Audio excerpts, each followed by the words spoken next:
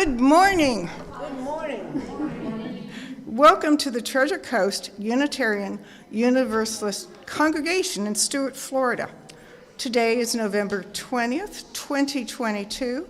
My name is Janet Groat, and I'll be your worship associate today. We are a welcoming congregation. We welcome people of all gender identities, ethnicities, ages, and backgrounds. It's wonderful to see all our vaccinated members in the sanctuary. We are on YouTube too. To be put on our email list or to find out more information about us, go to our website, tcuuc.org. Note the email link to request our online newsletter. Please remember to silence your cell phones. Visitors, if you are comfortable, please step up to the microphone and introduce yourself. Which microphone? I'm sorry, right here on it. Looks like it's kind of aiming the wrong direction, and you guys aren't short. Oh, a man that knows his way around the Good morning. I'm Brett Smith, my wife Jody McCormick. We come from White Bear Lake, Minnesota. We enjoy our Unitarian church there and are so glad that you've welcomed us here in South Florida as well. Yes, thank you. We've only been here, well, we come every year, but it's always fun to find like-minded people. Yay! There are a little fewer and further between than our home state of Minnesota, but we're happy to meet you all and see you all.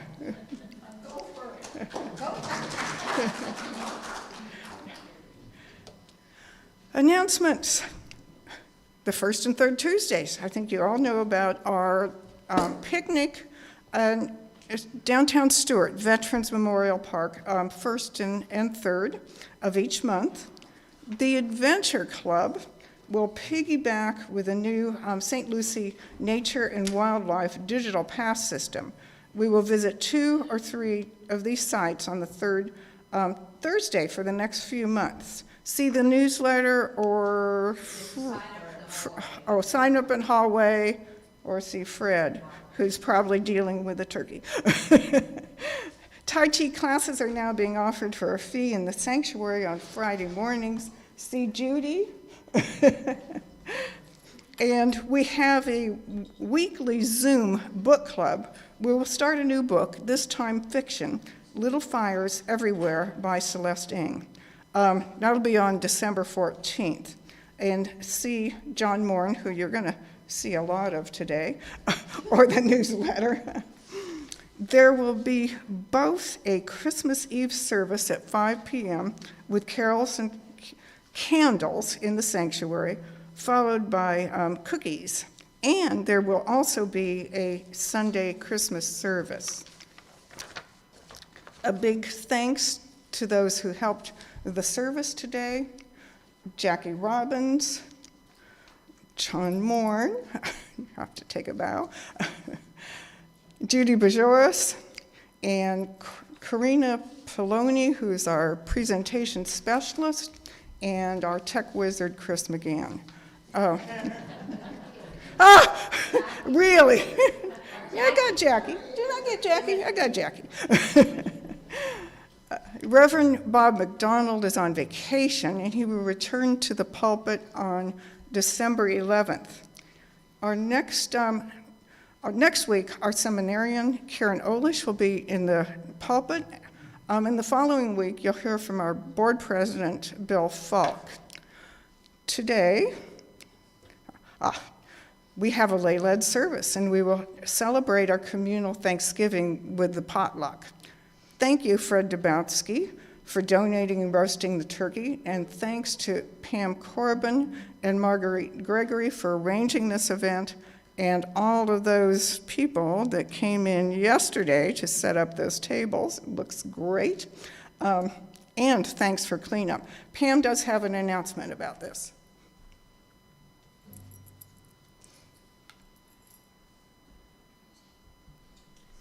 This is called the alternate Thanksgiving. And we invite you to come and eat with us after church in the big hall. We know that when we ask you to bring vegan stuff and vegetarian stuff and nostalgia stuff, we know that you will be welcoming to the people who made this stuff, and you will tell them that their food is fantastic. Their food is wonderful. Okay. For those people who helped set up, would you please raise your hands so others in the congregation can see who brought this delicious food? Thank you for listening. See you at 12:15. And here's our prelude. Oh, how did I skip this? Oh, I'm sure glad Jackie has her act together here. And, yes, and John has lighting words for us.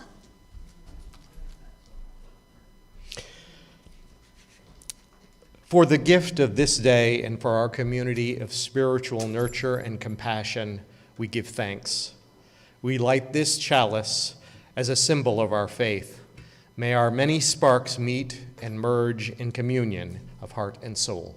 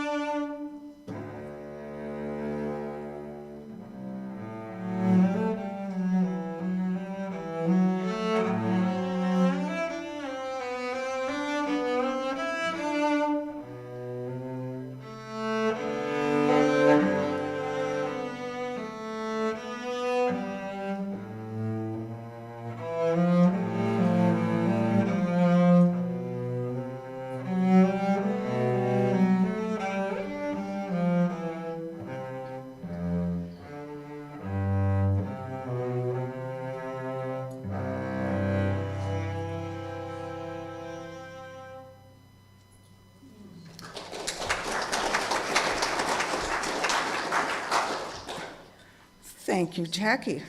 And now we're going to have our choir step forward for the first hymn.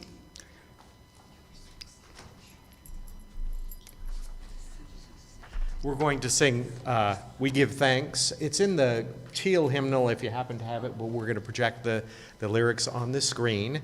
And please join in when the Spirit moves you. And feel free to stand. We're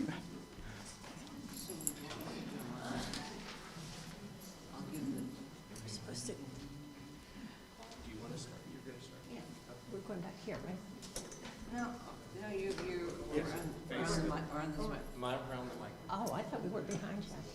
We've changed. Oh, I'm sorry. Nice hot mics. You're gonna make a little Barney, come on.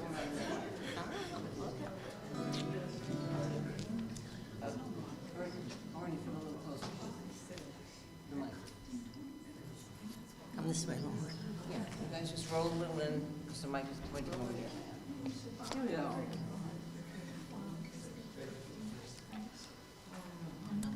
Getting organized. First, I can't sing this low.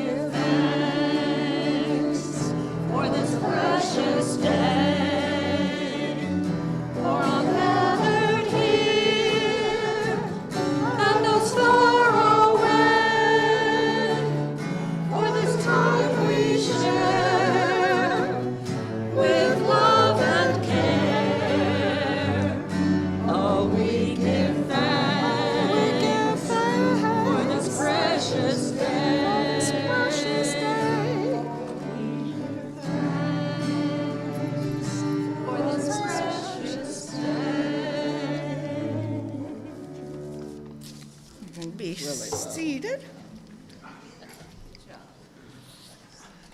Now it's time for our affirmation. We will recite the first verse and sing the second. Love is spirit of this church, and of the church is a service. This is our great covenant, to dwell together in peace, to seek the truth in love, and to help one another.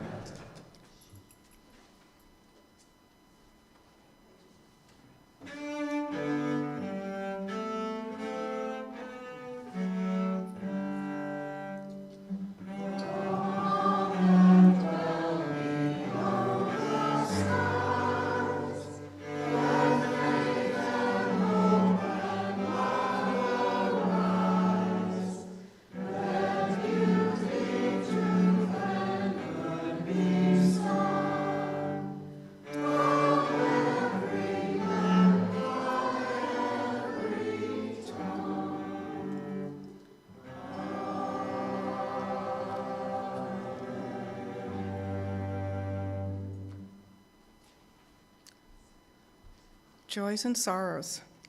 Let's share our joys and sorrows. Please step up to the mic to speak. Tell us your name first.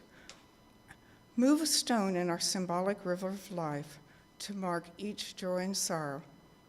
Try to keep it personal and brief.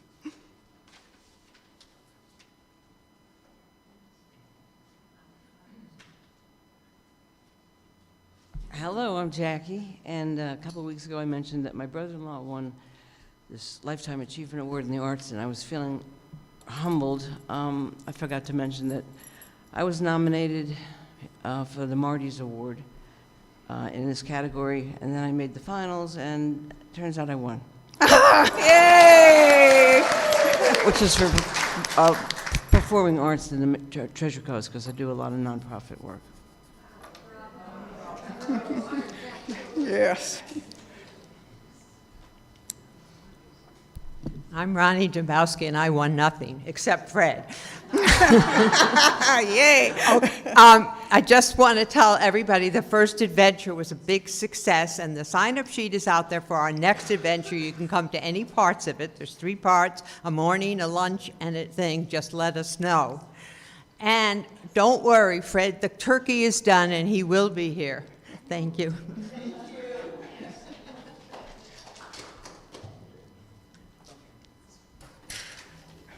Our hearts go out to Roger Head for the losses of his wife, Nancy. The Heads have been members for 20 years. And Richard Granite was hospitalized this week, so send him good vibes. Martin Memorial North. Granite.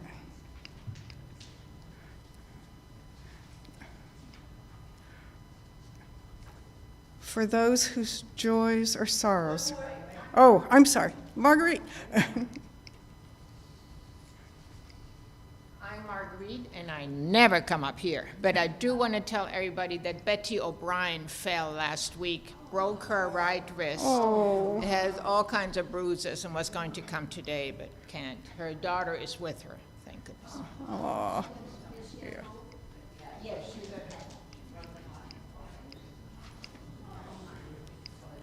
Bill.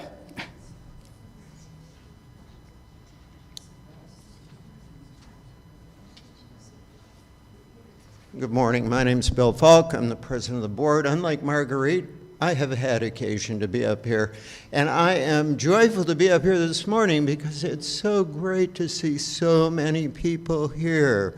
Welcome to all of you, and we hope lots of you stick around for our meal afterwards.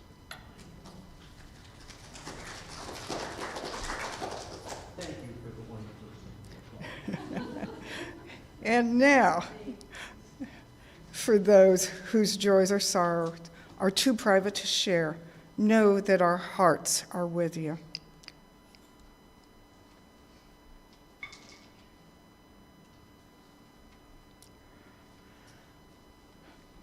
Now, we're going to go to our Spirit of Life hymn, and we are going to hum it one time through and then stand up to sing. Number 123, Spirit of Life.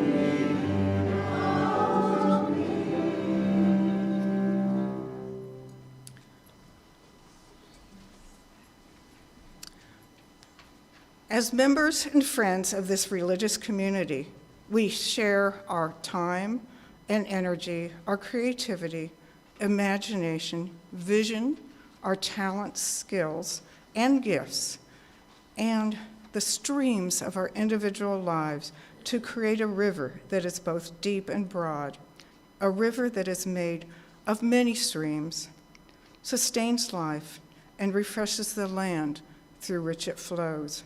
But the river of this community also depends on our shared financial support.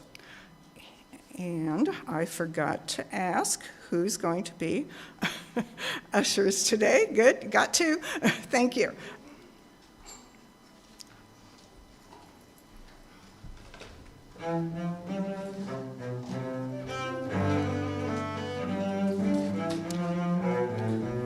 Those little envelopes.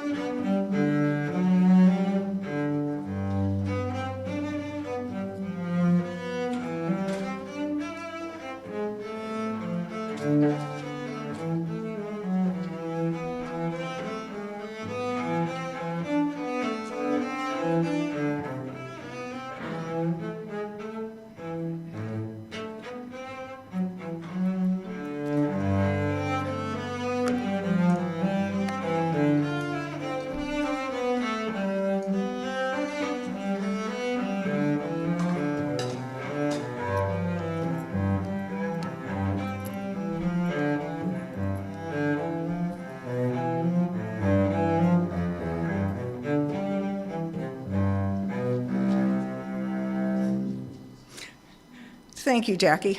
And I was going to mention those little envelopes are in case you want to do your pledge in cash. You can put them in there, and then you'll get properly credited.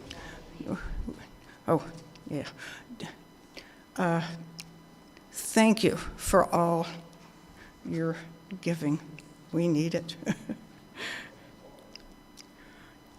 Our Our dear governor has said that we did not steal our land from the Indians.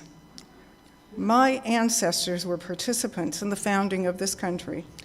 I am so grateful for them, but still, I am acknowledging the many ways in which Native Americans lost their land. War, manipulation, political deceit and betrayal, cultural misunderstanding, disease, greed for which I am a beneficiary. I am awed by those pilgrims who had the wherewithal to leave their homeland, to head to a virtually unknown land, to worship in their own way, some of my own ancestors. Those separatists, not those Puritans who wanted to purify the Church of England, separatists who wanted to define their own religion. They are the pilgrims that we celebrate today. The UU congregation in Plymouth is, along with the United Church of Christ next door, direct descendants of the Mayflower. These words will have much to do with my ancestry. I apologize to those descendants of American slaves who can't trace their lineage back to too many generations. And I'm saddened by the knowledge that my friends of Jewish ancestry and those who were adopted can't trace their roots far back either, who nonetheless tolerate my rantings about my ancestry. To me, this is a history on the most personal level. Here is a map showing the early tribes of Florida.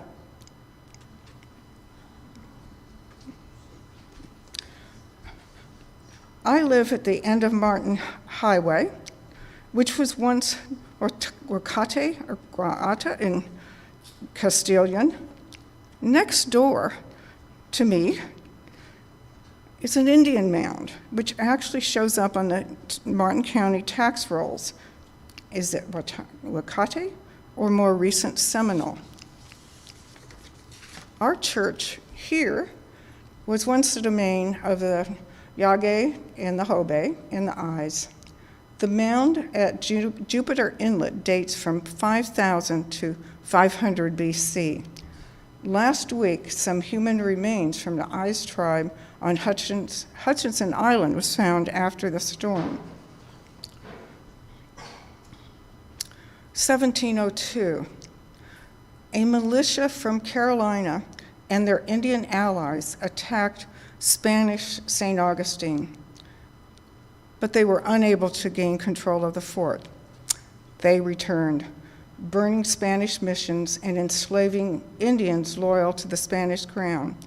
The collapse of the Spanish mission system and the defeat of the Spanish allied Indians opened the lower half of Florida to slave raids.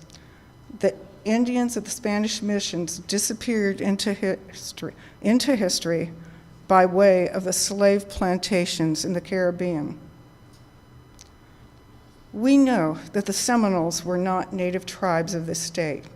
During the 1700s, bands from various tribes began moving into the newly unoccupied lands of Florida. They moved into Florida as allies of the Spanish after colonists from the province of Carolina.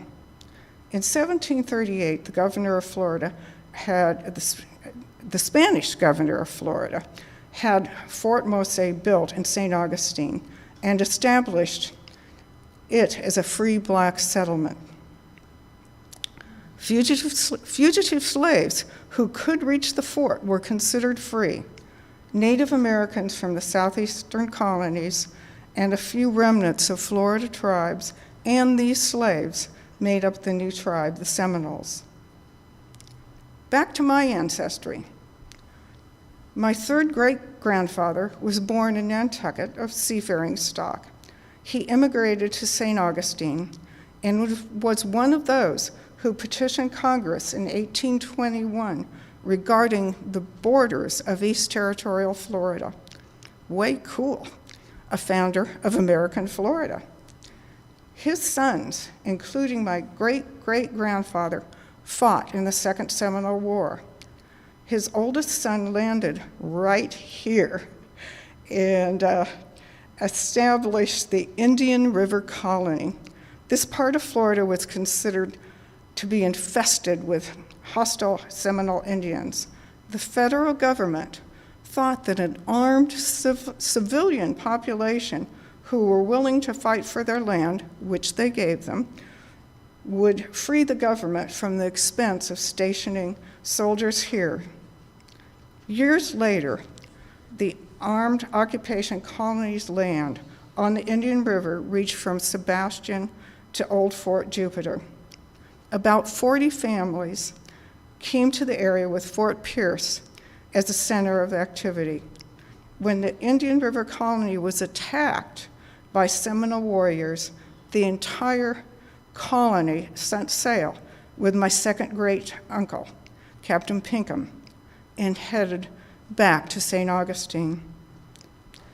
My great-great-grandfather received a pension from fighting in that war.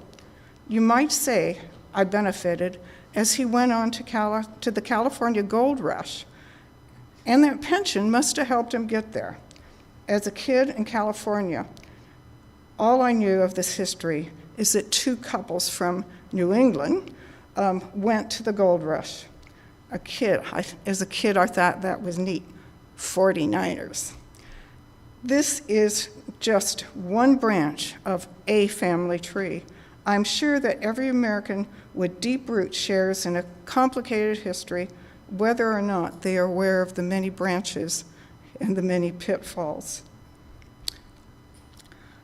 We're going to have our choir again. They're going to sing number 67. We sing together now, so we sing together now is the name of the hymn. Oh, we sing now together. I'm a bit dyslexic. Okay, and when they start, the rest of us can stand. We're going to play one verse through, and then please join in.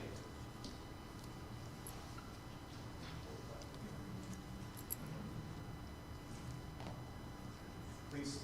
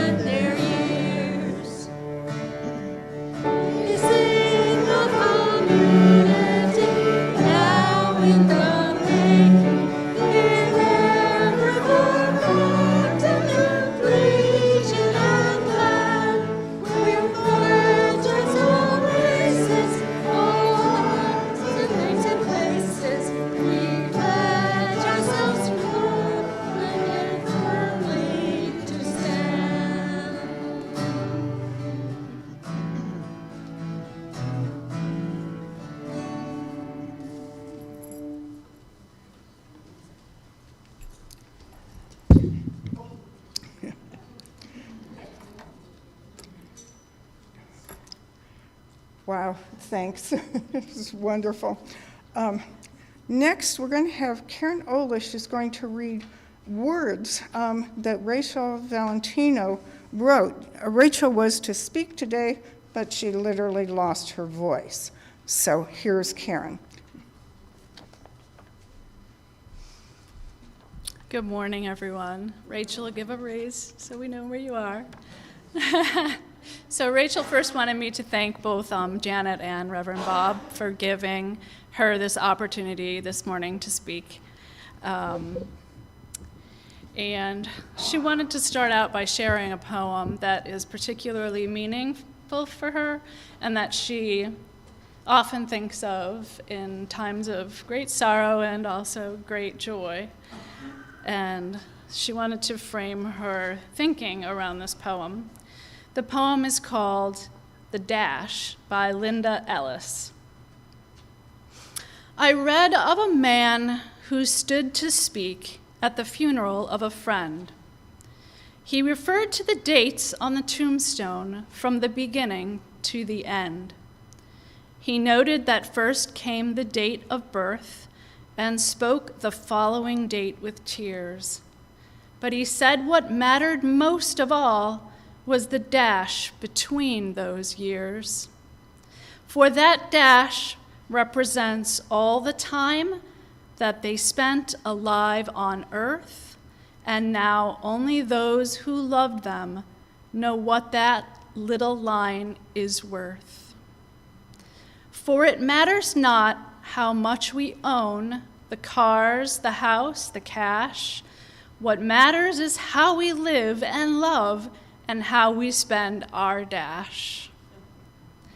So think about this long and hard. Are there things you'd like to change?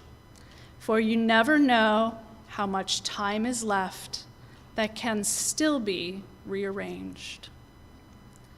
If we could just slow down enough to consider what's true and real and always try to understand the way other people feel, and be less quick to anger and show appreciation more and love the people in our lives like we've never loved before. If we treat each other with respect and more often wear a smile, remembering this special dash might only last a little while. So when your eulogy is being read with your life's actions to rehash, would you be proud of the things they say about how you spent your dash? As Rachel thinks of her dash, her thoughts go quickly to all of the loves of her life. The unconditional love of her parents, the way her grandparents showed so much love and simultaneously passed on generations of family values, her 2 daughters, her 2 grandchildren, and her extended family and friends, and of course the support, friendship, and love of my partner Karen and her family. As we celebrate this service and the nourishment of our meal together today, please know how grateful Rachel is to have you all as part of her dash.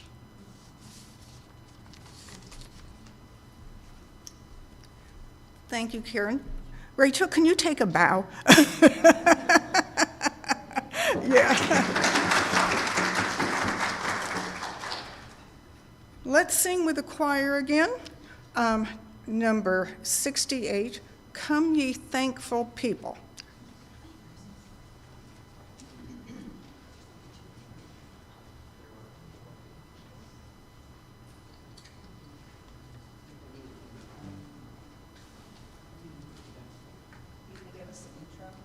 Yes. And we're going to play through once, then you can join.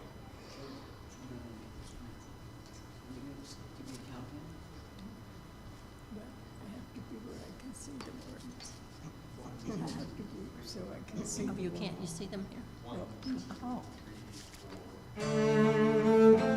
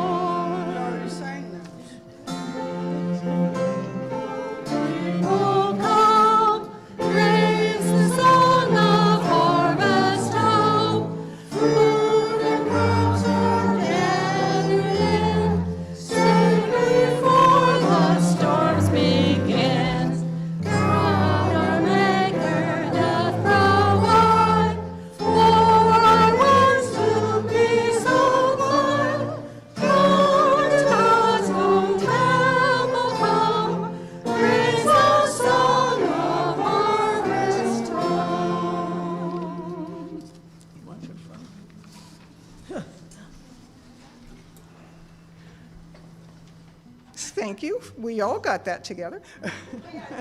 Yeah.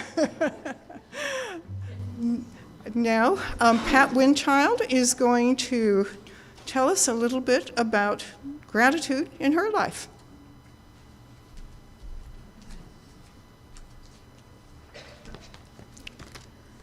Good morning. Our wise and witty leader, Reverend Bob, asked me to speak on the subject of gratitude today. He told me to keep it to about 15 minutes, but Karen just informed me it should be 3 minutes. So I've been doing some last-minute slashing. Oh, sorry. Can you hear me now? Okay. Yeah. Reverend Bob said...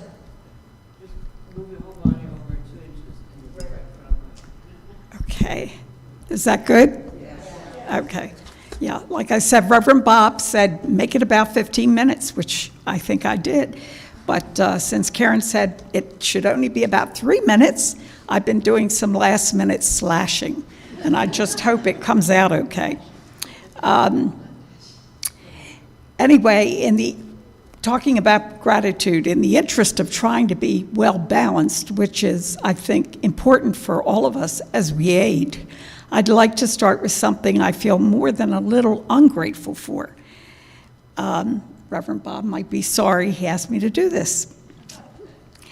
Florida may be a lovely place weather-wise in the winter, but I must say it takes its sweet time about getting here. 6 months at least of intense sun are just not easy for a northerner like myself to adjust to and appreciate. Besides that, I've begun suspecting that the heat induces some sort of insidious brain retardation, a type of unhealthy, altered state that most folks just gradually adjust to, like a stealthy drug that bakes our reason. This can explain Florida politics. I am, however, extremely grateful that summer is gone for now. Here at UU, a uniquely safe place where we are at least encouraged to value open-mindedness and learning, I am grateful to you for that because it's so needed in these precarious times. Unitarians are rather woke people. Just be careful not to use that word around too many of the natives. It's really hard to understand how a little word like that can arouse such suspicion and fury, especially since it only means aware. These uncommon assets, however, can also make us appear rather strange to many of our fellow Floridians, who I suspect might be much annoyed by all that thinking and learning stuff, and who may have just let the heat just have its way with their brain cells. Adjusting to Florida has felt like I've been transported in some kind of time capsule that's put me involuntarily back in the 50s. And at least for many of us gals, the 50s were not exactly happy days. I know that some of you can remember this, and at least a few may also get what homesickness feels like. I never appreciated the big bad city of Baltimore when I was there the way I do now. In retrospect, the city had a vitality that I took for granted. It was alive and rich with diversity. Baltimore has nooks and crannies of people and places to see that just made it never boring. There's few places with seafood like Baltimore. The only place I've been able to find really good lump crab meat is from a truck in Hobie Sound that does regular round trips to Baltimore. Sports lovers love the city. There was such a variety of things to do, fun places to eat good food, hear great music, enjoy art and film with kindred spirits. At night, the rich variety of people that you could run into was never dull. Okay, maybe a little strange on occasion, but never dull. Political activism for women, the LGBTQ community, black folks, didn't start and stop in the 60s. It stayed alive and well. Very rarely did you hear someone say, "We don't talk about religion or politics." After dark, the ghosts of Eubie Blake, Poe, Zappa, Thurgood Marshall, Frederick Douglass, Upton Sinclair, Mencken, Sinclair Lewis, Hopkins, Harriet Tubman, and other great Americans haunt the streets, dark clubs, and exotic bars of Baltimore. One of our most irreverent comics today, Lewis Black, is from Maryland. Lewis made anger look good because he got that getting angry at the right things was good for us. It can move us to make things change. Hopefully, some of you will remember our smart and witty Barbara Mikulski, who was the longest-serving woman in the history of the United States Congress and the longest-serving openly gay female United States senator.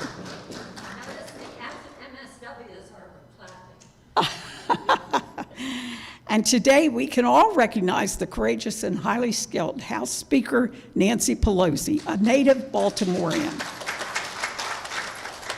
Nancy shattered the so-called marble ceiling in Congress during her 2-decade career as an outstanding leader. I know, however, that Baltimore isn't perfect. We did, after all, produce Spiro Agnew. Then again, our latest governor sure looks like a young Obama. Maryland may be a blue state, but if we like the other team's candidate better, many of us cross over.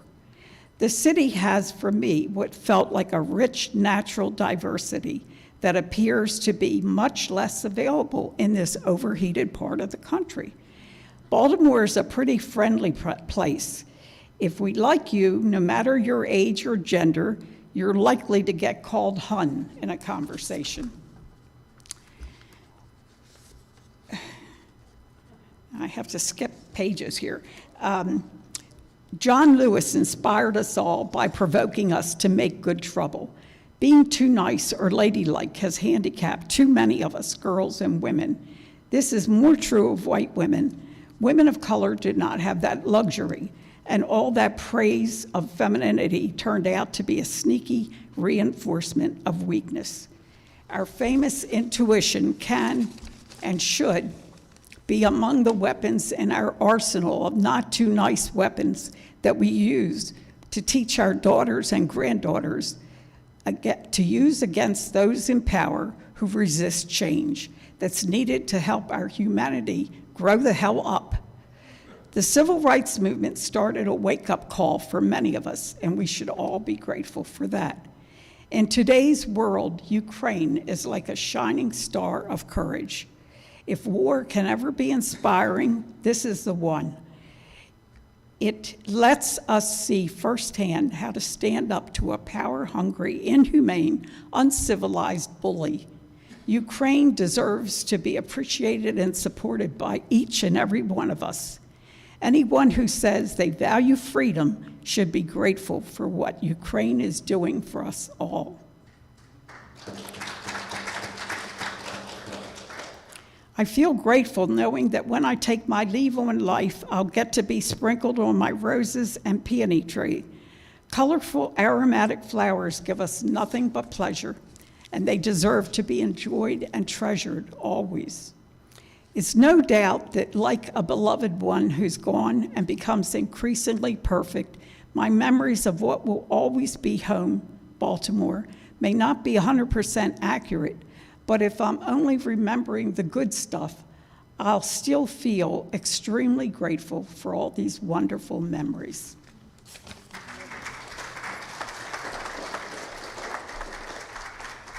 Thank you, Pat. I think we're going to have a repeat of the whole thing one of these days. It was beautiful. We are now going to do our closing words, and we're going to extinguish the chalice. Now upon leaving one another, may we give of hand and heart. Let us share our benediction lovingly before we part.